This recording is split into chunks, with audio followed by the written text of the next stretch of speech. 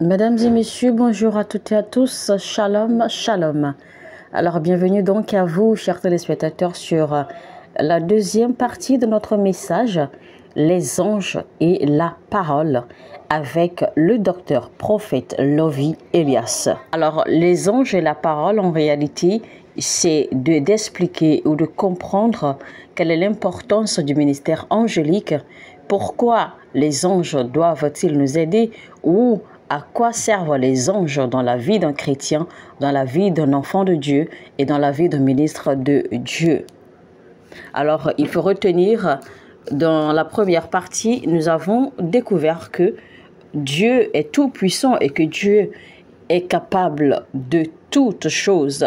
Mais Dieu ne fait rien sans l'intervention des anges, parce que Dieu utilise les anges pour intervenir dans nos vies. Nous avons également retenu dans la première partie de ce message qu'il y a plusieurs niveaux, d'accord, du ministère angélique, parce que il y a différentes sortes d'anges et les anges sont appelés à accomplir des missions différentes dans nos vies. Et aussi, il faut retenir que dans notre vie, eh bien, il y a des situations qui sont gérables par nous, les hommes sur la terre. Il y a des situations qui n'ont pas besoin de l'intervention angélique pour être traitées. Il y a des situations, d'accord, qui sont uniquement traitées par les anges. Il y a également des situations qui sont uniquement traitées par Dieu lui-même.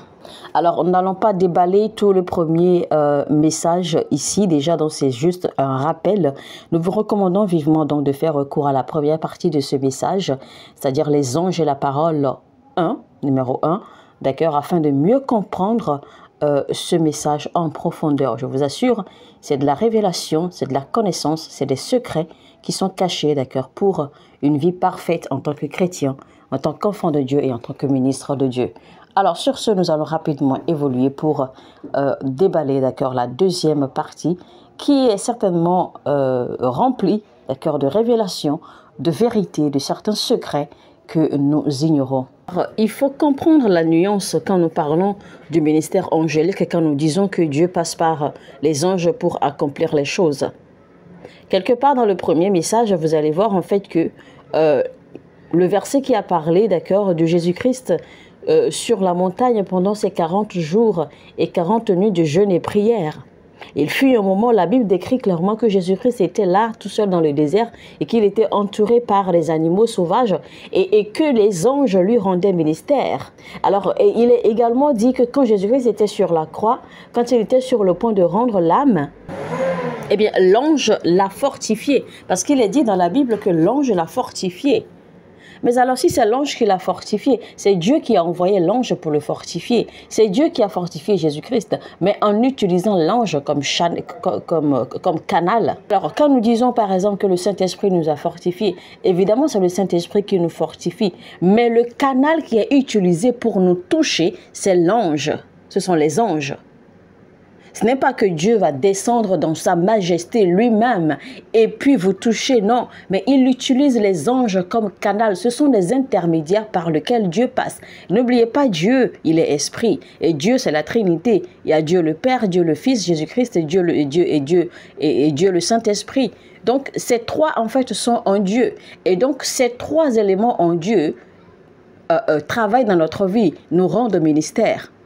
Mais ils utilisent un canal pour nous atteindre, pour nous toucher. Et ce canal, ce sont les anges. Donc tout ce qui se passe autour de nous et tout ce qui se passe dans notre ministère, même les miracles qui se produisent et tout, ce sont les anges parce que il y a des anges, chaque catégorie d'anges en fait est assignée, d'accord, pour accomplir une mission particulière. Donc, il y a des anges qui sont détachés pour servir d'intermédiaire, de canal, en fait, pour manifester les guérisons. Il y a des anges qui sont détachés, qui sont mandatés pour manifester les miracles de conception, les miracles de bénédiction, et ceci et cela. Il y a des anges qui sont mandatés pour transporter vos prières. Les anges sont mandatés pour opérer la manifestation de l'exaucement de vos prières. Donc, les anges, en fait, constituent le canal que Dieu utilise, le canal à travers lequel le Saint-Esprit touche, le canal à travers lequel Dieu touche. Et Dieu qui touche, c'est le Saint-Esprit. Dieu, c'est l'Esprit. Jésus-Christ, c'est Dieu. Donc tout ça, c'est en une chose. Mais ils utilisent un canal pour nous toucher. Et c'est ce que je voudrais en fait que vous compreniez dans ce message. Il ne faut pas penser que, parce que nous disons que c'est les anges qui opèrent le miracle, et que c'est les anges qui nous aident, et que c'est les anges qui nous fortifient, et que c'est les anges qui nous soutiennent, et donc que Dieu ne fait rien ou que le Saint-Esprit ne fait rien. Non, ce n'est pas ça. Il faut comprendre ici que les anges constituent le canal, le moyen par lequel Dieu passe pour opérer toutes ces choses. Sinon, ces choses en fait vont rester dans le règne spirituel. Mais pour que toutes ces choses, ces manifestations auxquelles nous assistons puissent paraître dans le règne physique, il faut l'intervention des anges pour les faire paraître du règne céleste au règne physique. C'est pour cela qu'il est important qu'en tant qu'enfant de Dieu, vous devez comprendre, vous devez avoir connaissance de ce canal-là. Vous devez avoir connaissance de cet intermédiaire. Et vous devez découvrir quel est votre ange ou quels sont les anges qui sont destinés, qui sont assignés à votre vie, à votre ministère. Pour toute chose que vous désirez, il y a des anges qui sont destinés pour vous les faire manifester, pour vous les faire avoir. Dieu libère ce que vous réclamez. Le Saint-Esprit vient pour agir, mais c'est l'ange qui vous touche pour que vous receviez manifestation de tout ce que vous désirez. Et donc, si vous ne comprenez pas le ministère angélique, vous allez rater votre miracle. Vous allez rater votre bénédiction. Parce que, à supposer par exemple que je prophétise sur vous, ou que je déclare par exemple que vous êtes guéri. Alors, la parole que j'ai déclarée, Dieu va exaucer la parole. Le Saint-Esprit va se mettre à agir en action. Maintenant, pour que cela se manifeste, pour que vous ayez et pour que vous ressentiez la guérison de façon physique, l'ange qui est assigné pour opérer les guérisons va vous toucher. Et c'est quand l'ange vous touche, vous rend ministère, c'est là que vous recevez votre guérison. La guérison se manifeste physiquement. Si je déclare que tu es béni et que tu dis Amen et Dieu libère la bénédiction, le Saint-Esprit se met en marche. Et immédiatement, l'ange qui est assigné pour manifester cette bénédiction physiquement se mettra en action. Mais si vous ne comprenez pas l'importance de ce canal-là, ou alors si vous êtes complètement ignorant, d'accord, de l'importance ou des œuvres des anges dans votre vie, eh bien, vous allez continuer à rater vos bénédictions. Vous allez continuer à rater vos miracles. Parce que Dieu agit toujours. Le Saint-Esprit est toujours en action. Le Saint-Esprit fait des œuvres. Et Dieu, le Saint-Esprit, attend que vous puissiez en fait vous approprier le ministère angélique pour que cela puisse se manifester physiquement pour vous. Et donc, il faut faire très très attention à cette nuance-là. Alors, c'est comme quelqu'un, par exemple, qui demande que le Saint-Esprit lui parle, que le Saint-Esprit ouvre son cœur, que le Saint-Esprit lui donne un message. Mais le Saint-Esprit ne vous donnera pas, ne vous passera pas un message. Le Saint-Esprit ne vous parlera pas sans avoir utilisé un canal. Parce que quel canal le Saint-Esprit utilisera-t-il pour vous parler, pour que vous puissiez l'entendre et le voir? C'est l'ange. Et le Saint-Esprit ne pourra pas vous parler indépendamment de l'ange. Donc, si vous ignorez l'ange, le canal ou la personne qui va être utilisée pour vous communiquer le message de Dieu, eh bien, c'est que vous dites incontestablement que Dieu ne vous parle plus alors. Alors, quelqu'un vient de poser une question. La personne demande s'il y a plus d'anges que d'êtres humains sur la terre. Mais évidemment, on ne peut pas compter le nombre des anges. Je prends par exemple cette illustration. Rappelez-vous que la Bible nous fait comprendre que quand le diable était repoussé ou relâché sur la terre, que le diable est descendu sur la terre avec le tiers des anges du ciel. Et les anges, en fait, c'est l'armée céleste de l'Éternel. Donc la Bible nous a fait comprendre que le diable est descendu seulement avec le tiers. Si le diable est descendu seulement avec le tiers sur la terre, ça veut dire que les autres 2 tiers encore restent dans le ciel, sont encore dans le règne céleste. Et ces 2 tiers, en fait, d'accord, sont plus que les hommes. Donc, c'est pour cela que vous allez voir que même que sur la terre, on a l'impression qu'il y a beaucoup de démons, mais en réalité, il n'y a pas beaucoup de démons. Il n'y a pas beaucoup d'esprits mauvais. Parce que le diable est descendu seulement avec le tiers. Donc, si on doit prendre par exemple tout le nombre de l'armée céleste, le diable n'est parti qu'avec le tiers. Et il ne les a pas multipliés. Maintenant, le tiers est resté parce que c'est le tiers qui l'utilise pour faire toutes ces manigances. Maintenant, une autre révélation en fait qu'il faut que vous ayez, c'est concernant les anges qui constituent l'armée céleste. Alors, quand la Bible dit que le diable en fait est descendu sur la terre avec le tiers de l'armée céleste ou des anges dans le ciel, en fait, la Bible ne parle que d'une catégorie d'anges. La Bible ne parle que d'une cohorte d'anges. C'est une catégorie particulière d'anges, en fait, que le diable est descendu sur la terre avec le tiers. Donc, le diable n'est pas descendu sur la terre, en fait, avec toute l'armée céleste de Dieu entièrement. Non, il est descendu sur la terre avec le tiers seulement d'une catégorie d'anges. Ça veut dire qu'il y a d'autres catégories d'anges qui n'ont pas été touchés par le diable et qui sont toujours dans le règne céleste. Je vous montre quelque chose rapidement dans le livre de Job. Job chapitre 38 à partir du verset 5. Alors c'est Dieu qui parle à Job ici. Qui en a fixé les mesures? Le sais-tu donc? Qui a tendu sur lui le cordeau d'arpenteur? Dans quoi les socles de ces colonnes s'enfoncent-ils? Qui en posa la pierre principale, la pierre d'angle? Quand les étoiles du matin éclataient unanimes, dans des champs d'allégresse, et que tous les anges de Dieu poussaient des cris de joie. Alors, il faut remarquer là déjà que la Bible a clairement séparé, d'accord, a fait une différence entre les étoiles du matin. La Bible dit d'abord les étoiles du matin, et ensuite elle parle des anges de Dieu. Donc, ça veut dire qu'il y a une différence entre les étoiles du matin et les anges de Dieu. Et les étoiles du matin, en fait, c'est une catégorie d'anges. Et maintenant, ici, il parle des anges de Dieu. Les anges de Dieu, ici, en fait, en d'autres mots, c'est les fils de Dieu. Comme on l'a décrit, en fait, dans le livre de Genèse, quand on parlait de l'histoire d'Adam descendant sur l'histoire de Noé. Et donc, ces anges de Dieu, ou autrement appelés les fils de Dieu, d'accord, sont différents des étoiles du matin. Donc, ça fait déjà là deux catégories différentes d'anges. Et alors, en fait, ce thème fils de Dieu, en réalité, n'existe pas. C'est juste un thème ou alors une appellation que les hommes ont attribuée à une catégorie d'anges. Mais comment est-ce que nous avons découvert cela? Parce qu'il est écrit clairement dans la Bible que Dieu n'a jamais appelé les anges ses enfants. Il n'a jamais appelé un ange son fils. Parce que l'ange n'est même pas, en fait, à l'image de Dieu pour que Dieu l'appelle fils. Donc, cette appellation ou l'expression les fils de Dieu n'est qu'une appellation que les êtres humains en fait ont collée à une catégorie d'anges. Et cette catégorie d'anges, en fait, ce sont des anges qu'on appelle les veilleurs. Et ces veilleurs, en fait, ont une similarité. Avec les êtres humains. Ils ressemblent un peu, parce qu'ils ont pratiquement comme une forme humaine. Donc, ils ressemblent un peu aux êtres humains.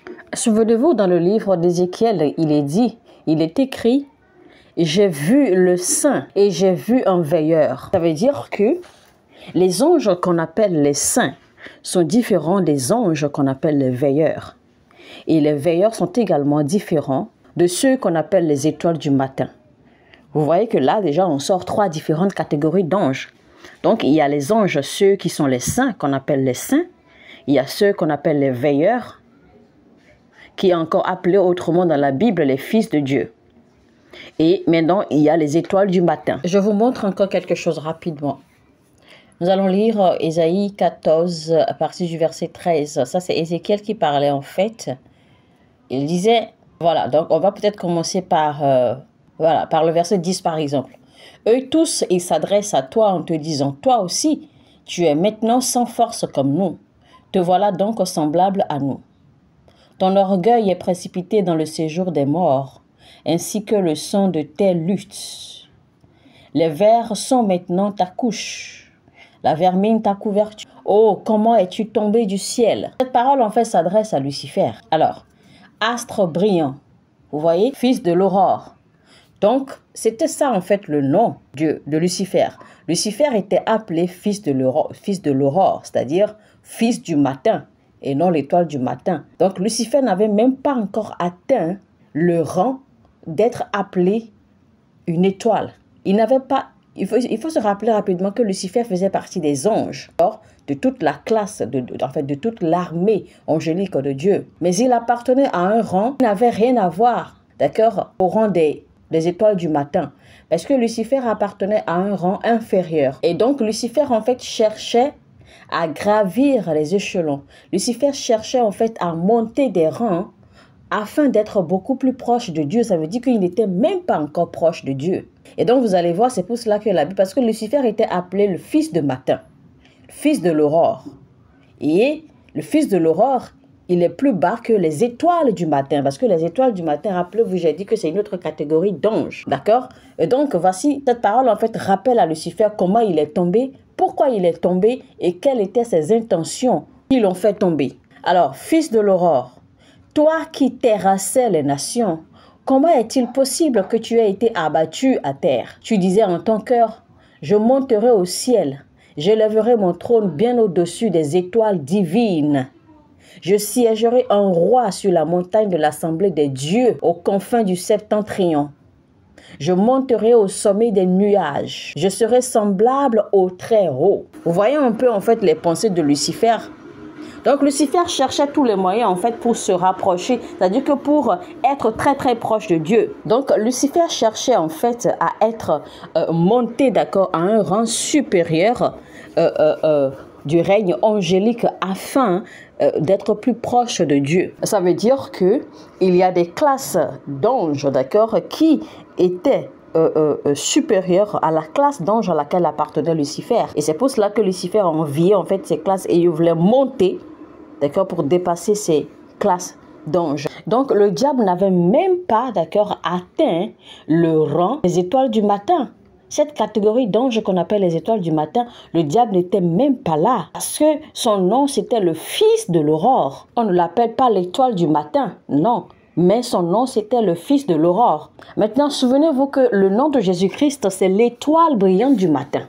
Ça, c'est le nom de Jésus, l'étoile brillante du matin. Et quand on a nommé Jésus-Christ, quand on appelle Jésus-Christ l'étoile brillante du matin, ça veut dire que Jésus-Christ est au-dessus de toutes les étoiles du matin, qui font en fait une catégorie d'anges. Alors, qu'est-ce que cela signifie, d'accord, que ces anges soient appelés les étoiles du matin? En fait, que ces anges soient appelés des étoiles, c'est parce que ces anges étaient pratiquement semblables au Seigneur. Ces anges ressemblaient presque au Seigneur. Maintenant, nous savons tous que toute création, d'accord, ou toute créature cherche à ressembler à son Créateur. Alors donc, parce que ces anges appelés l'étoile du matin, en fait, sont si proches de Dieu qu'ils sont pratiquement à la ressemblance de Dieu, Lucifer voulait également ressembler à Dieu. Mais voilà, il a choisi la mauvaise façon. Il s'y est mal pris. Et voilà pourquoi il a été rejeté sur la terre. En fait, c'est un peu de la même façon que un chrétien peut tellement chercher, d'accord, à être comme Jésus. Un chrétien peut tellement chercher à ressembler à Jésus sur la terre que il se retrouve finalement à remplacer Jésus-Christ par lui-même. Parce que à force de chercher à être comme Jésus, à force de chercher à ressembler à Jésus, eh bien, il perd la personnalité de Jésus et il remplace sa personnalité par celle de Jésus. Et donc, finalement, il commence à se voir lui-même comme étant comme Jésus. Et quand c'est comme ça, naturellement, bien, il perd tout. Il devient très dangereux pour lui-même. Alors, il est plus qu'important que vous cherchiez à comprendre. Alors, il est plus qu'important que vous cherchiez à comprendre le ministère angélique. Parce que si vous êtes un chrétien que vous ne connaissez pas le ministère angélique, eh bien, il n'y a aucun moyen que vous puissiez jouir ou bénéficier des anges ou des activités des anges. Et ce qui est tout à fait normal, parce que quand vous ne connaissez pas une chose, il est impossible que vous puissiez en jouir. Donc si vous ne maîtrisez pas le ministère des anges, vous ne pourrez pas jouir de leurs activités, de leur réalité. Qui a changé le nom de Jacob? N'était-ce pas l'ange qui lui est apparu et qui lui a dit, tu ne t'appelleras plus Jacob, mais désormais tu t'appelleras Israël? C'était l'ange qui lui avait été envoyé. C'est l'ange qui lui a parlé. Et c'est l'ange qui a changé son nom. Abraham était sur le point de sacrifier son fils. La Bible dit qu'un ange appela Abraham du ciel et lui dit, Abraham, arrête, ne sacrifie pas ton fils. Ne fais pas du mal au petit enfant, car maintenant je sais que tu aimes Dieu. Donc, qui avait demandé à Abraham de sacrifier son fils? C'était un ange. Donc, tout le temps que Abraham voyageait, en fait, il ne discutait qu'avec l'ange. L'ange qui représentait Dieu. Et donc, c'était toujours à travers la voix de cet ange que Dieu réclama son fils. Donc, c'est l'ange qui lui a dit, donne-moi ton fils. Et quand Abraham était maintenant sur le point de sacrifier l'enfant, le même ange lui dit maintenant, arrête, ne touche pas à l'enfant, car maintenant je sais combien tu aimes Dieu. Donc il lui a dit, je suis en réalité l'ange qui représente Dieu. Maintenant je sais que tu aimes vraiment Dieu. Qui pensiez-vous à demander à Noé de bâtir l'arche? C'était Dieu évidemment. Mais ce n'était pas Dieu lui-même, parce qu'on ne peut pas entendre la voix de Dieu directement. Donc c'est Dieu qui a parlé à Noé à travers l'ange. Donc l'ange lui a apporté le message. C'était l'ange Uriel, l'un des chefs de l'armée céleste. Quelqu'un vient de poser une question. La personne demande si les anges qu'on appelle les veilleurs, si leur seule mission, c'est juste de veiller. Mais là, non. Absolument non, je vous dis, parce qu'ils font plus que ça. En réalité, ce sont des anges très, très puissants. Ces anges-là, en fait, ces anges veilleurs sont très, très puissants.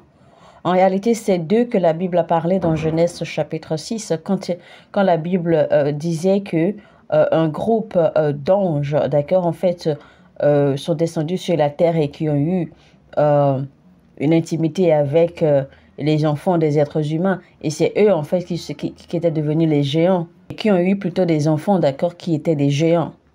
Maintenant, il faut aussi noter que les anges veilleurs, c'est-à-dire les anges qu'on appelle les veilleurs, également, ce sont eux qui détiennent les secrets de la terre. Parce que les veilleurs existaient, d'accord, avant la création de la terre. Donc, ils maîtrisent tous les secrets de la terre. Aussi, il y a également les étoiles, c'est-à-dire les anges qu'on appelle les étoiles.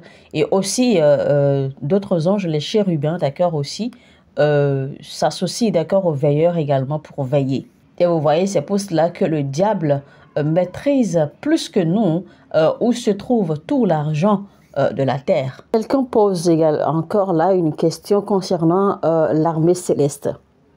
Vous savez, quand on parle en fait des cieux ou du ciel, eh bien, ce n'est pas juste un petit endroit. C'est un lieu très vaste, c'est une atmosphère très vaste.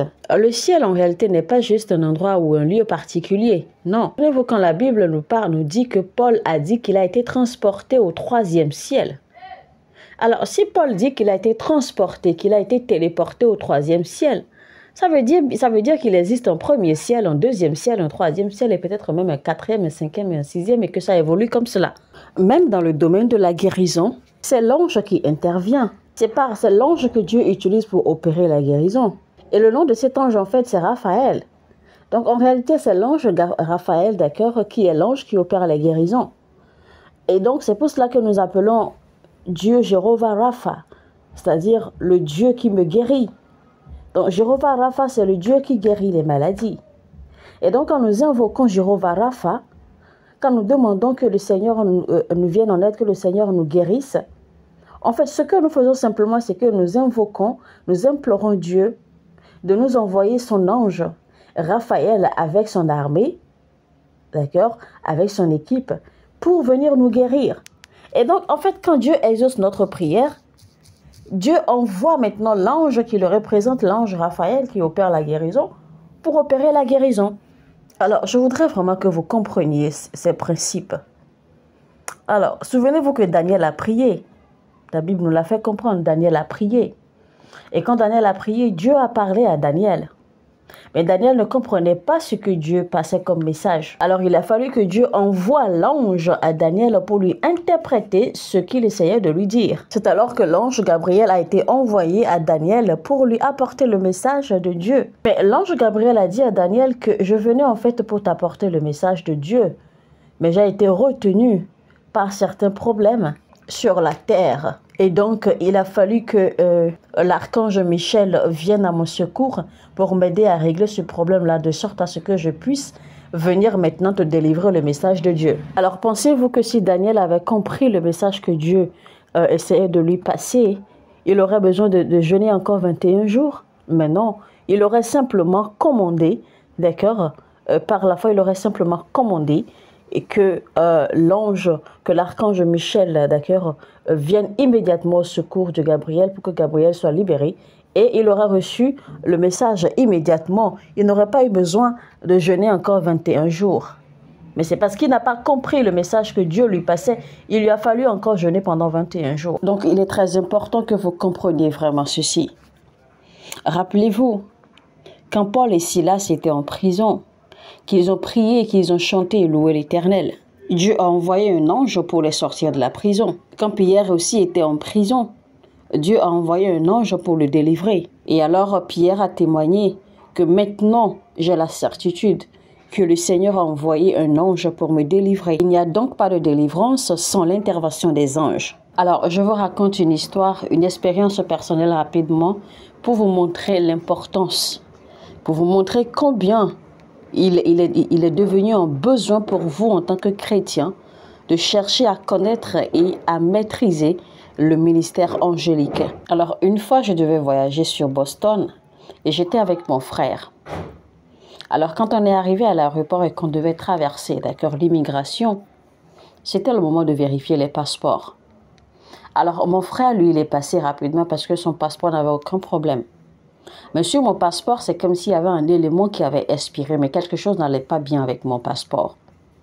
Alors, l'agent de l'immigration, l'officier de l'immigration, en fait, m'a stoppé.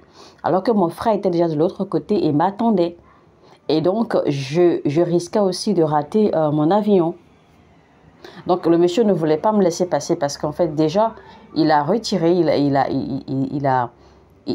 a récupéré mon passeport qu'il a gardé sur lui. Et donc, il voulait en fait aller faire des vérifications. Donc, il s'est déplacé, en fait, il voulait aller se rendre dans leur bureau, des histoires comme ça pour commencer à faire des trucs. Et donc, il ne voulait pas que je passe, en fait. Alors, moi, qu'est-ce que j'ai fait? J'ai simplement fermé les yeux, j'ai dit, Seigneur, aide-moi. C'est tout ce que j'ai dit. J'ai dit, Seigneur, aide-moi. Alors, quand j'ai dit cela, pendant que l'officier de l'immigration, en fait, allait d'un côté, je vois alors un monsieur habillé comme un agent de l'immigration, un monsieur bien gras, bien beau, bien habillé, très propre et tout ça, qui sort dans notre bureau et qui vient vers moi avec mon passeport dans sa main. Rappelez-vous, j'ai dit tout à l'heure que l'autre officier, en fait, qui ne voulait pas me laisser passer, il avait mon passeport et il est parti avec mon passeport. Et au même moment, un autre, celui-là que je vois après que j'ai dit, Seigneur, aide-moi, lui qui sort d'un bureau comme ça, et qui vient encore avec mon passeport et qui me remet mon passeport et me dit, dépêche-toi, va prendre ton avion et ne regarde pas derrière. Fais vite pour ne pas rater ton avion. Tout va bien, ne t'inquiète pas. Fais vite, mais ne regarde pas derrière. J'étais étonnée du coup parce que je vois déjà en fait l'autre officier partir avec mon passeport. Mais je vois celui-ci qui se présente à moi avec mon passeport. Et vous voyez? Et donc, je suis passée tranquillement. Je me suis rendue là-bas sur la piste. Et donc, quand je devais en fait entrer dans l'avion, j'ai aperçu, d'accord, par les vitrines, en fait, l'autre officier qui était parti avec mon passeport, avec d'autres collègues, en train de me chercher à l'intérieur du hall. Donc, cela m'avait tellement fait bizarre que, vous voyez un peu? Donc, quand moi j'ai réclamé que le Seigneur m'aide, le Seigneur m'a envoyé un ange, d'accord, en forme humaine simplement, pour en fait me secourir à ce moment-là. Pendant que eux, ils me cherchaient encore là-bas, moi j'étais déjà sur la piste, prêt à prendre mon avion. Voyez-vous un peu comment c'est important quand vous maîtrisez le ministère angélique et que vous faites confiance au ministère angélique. Parce que Dieu ne pourra rien faire sans passer par les anges. Dieu utilisera les anges pour faire tout ce qu'il fait. Vous savez, les anges peuvent apparaître sous toute forme qu'ils désirent pour vous rendre service, pour vous rendre ministère. C'est pour cela, vous priez, mais parce que vous ne connaissez pas le ministère des anges, vous ne savez même pas à quel moment Dieu vous a exaucé. Parce que vous ne savez pas si Dieu vous a envoyé déjà un ange que vous avez rejeté. Vous ne savez pas si Dieu vous a déjà envoyé un ange que vous n'avez pas pu reconnaître. Parce que Dieu enverra toujours la réponse à vos prières, mais à travers les anges, parce que c'est un message qu'il faut vous délivrer. C'est une commission qu'il faut vous délivrer. C'est un paquet qu'il faut vous remettre. C'est la réponse, c'est votre cadeau. En réponse à vos prières et tout.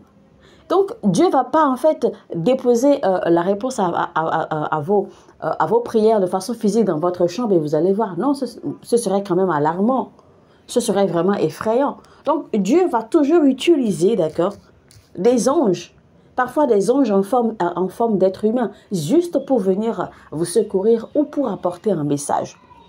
Et souvenez-vous, c'est pour cela qu'il est dit dans la Bible, soyez généreux, soyez bons, d'accord, soyez gentils avec tout le monde, parce que vous ne savez pas qui vous rencontrez. Beaucoup d'entre nous ici, beaucoup ont déjà eu affaire avec des anges sans le savoir. Beaucoup ont déjà eu à mépriser des anges sans le savoir. Les anges peuvent prendre la forme humaine pour accomplir une mission précise, dans un temps précis, et ils vont disparaître. Vous n'avez pas besoin de les voir. Alors, je vais prier pour vous maintenant.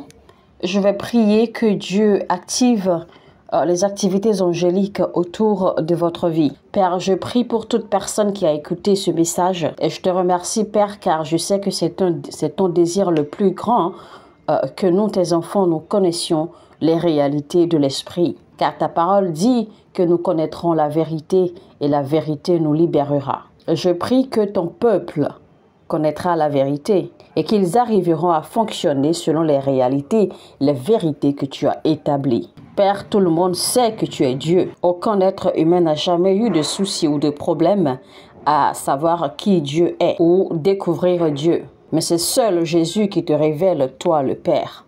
Et je prie qu'à cause de cette grâce qui se trouve dans cette dispensation, que tes enfants découvriront la vérité sur le règne angélique ou sur les règnes angéliques, de sorte que beaucoup d'âmes soient sauvées. Dans le nom puissant de Jésus-Christ.